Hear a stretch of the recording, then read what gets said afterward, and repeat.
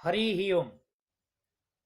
मनीष भावे थरे दुईथर पूजा करदेले समस्त समस्यार समाधान हो जाए। पुणी भावे थरे दुईथर दान करदेले बहुत किछि पुण्य अर्जन हो जाए। पुणी सी भावे थरे दुईथर मधुर वचन कहीदेले कुआडे महात्मा हो जाए। किंतु केबे भावे कि थरे दुईथर भोजन करदेले कौन आउ भोजन दरकार पड़ेनी? थरे दुईथर जलपान कले कौन आउ जीवन में जलपान करने को पड़ेनी? थरे दुईथर निश दाढ़ी काटिदेले कौन जीवन में आउ निश दाढ़ी उठेनी? अर्थात एगुड़ी को बारंबार सफा करने को पड़े। ठीक से परी थरे दुईथर भजन कीर्तन करदेले समस्यार समाधान हुए नहीं।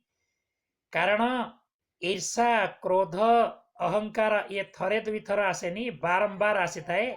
एगुड़ी को सफा करने बारंबार भजन करने को पड़े थाए। फल मन निश्चय निर्मल होता है। जय जगन्नाथ।